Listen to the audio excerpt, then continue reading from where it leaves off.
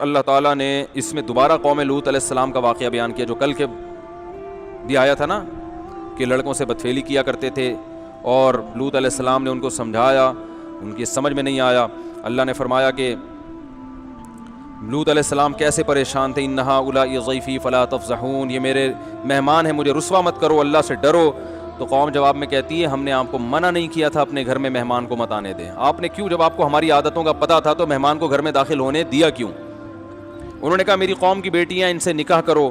اللہ فرماتے لعمرک انہم لفی سکرتہم یعمہون, اے محمد صلی اللہ علیہ وسلم ہمیں آپ کی عمر کی قسم, وہ نشے میں مدہوش تھے, انہیں لوط علیہ السلام کی قسم پرسی اور ان کی جو قابل ترس حالت ہے اس پہ ذرا بھی ترس نہیں آ رہا تھا. انسان جب نشے میں, شہوت کے نشے میں ہوتا ہے نا, اور جب ظلم پہ اترتا ہے تو پھر وہ سامنے والے کو نہیں دیکھتا کہ کیا ہے. فاخذتهم الصیحۃ مشرقین, صبح ہوئی ہے اور ایک آواز نے پکڑا ان کو اور ہم نے فجعلنا عالیہا سافلہا, زمین کے اوپر کے حصے کو الٹ کے نیچے کر دیا.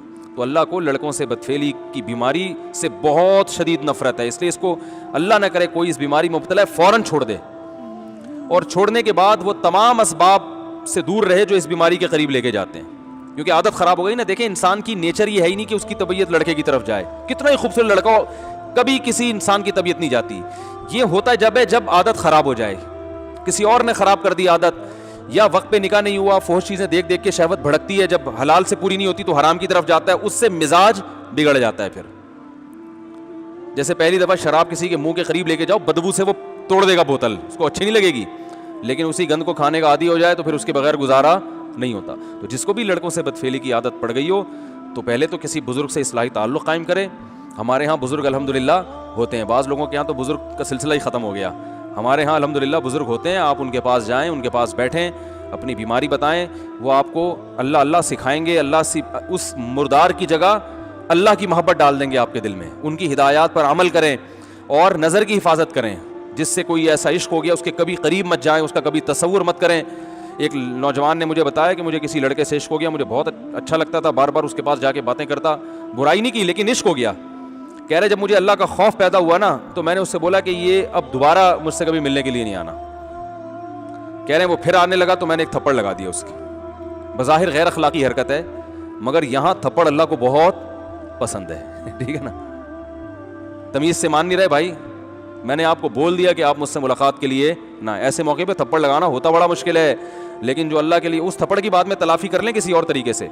اول تو تلافی کی ضرورت نہیں, جب بتا دیا بھائی نئی ملاقات کرو, آپ کی وجہ سے مجھے نقصان ہو رہا ہے, میری صحت خراب ہو رہی ہے, میرا ایمان خراب ہو رہا ہے, ہمارا آپس کی دوستی کا تعلق کیا ہے, ختم. وہ ہوتے ہیں وہ تو چپکتے ہیں, تو لگا دو ایک کھینچ کے اس کو تھپڑ, بولے دفعہ ہو یہاں سے. جب بول دیا ایک بات تو سمجھ میں کیوں نہیں آ رہی, تو یہ بڑا دل گردے کا کام ہے, دل پہ آڑے چلیں گے, مگر یہ قربانی اللہ کے لیے, اس پہ اللہ آپ کو دنیا میں بھی بہت نوازے گا اور آخرت میں تو نوازے گا ہی.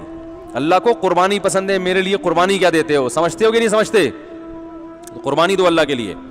علماء کہتے ہیں لڑکی کا عشق اتنا خطرناک نہیں ہے کیونکہ وہ نیچرل ہے, اس پہ نکاح کے ذریعے پوری ہو سکتی ہے خواہش. لڑکے کا عشق یہ تو کبھی بھی خواہش پوری نہیں, یہ تو نیچرل ہی نہیں ہے. آپ کو شہد کھانے کا دل چاہتا ہے, پیسے نہیں ہے جیب میں لیکن دل بہت چاہ رہا ہے, تو بھائی پیسوں کا انتظام کا مشورہ دیا جائے گا نا.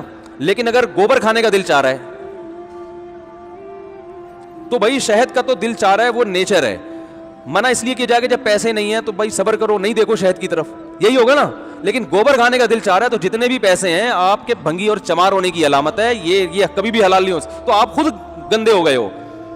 تو اللہ نے نکاح کا راستہ رکھا ہے بھائی, وقت پہ شادی ہو جائے نا انسان ان گندگیوں سے بچ جاتا ہے, اور شادی نہیں ہوتی تو بس بہت سارے مسائل کھڑے ہوتے ہیں.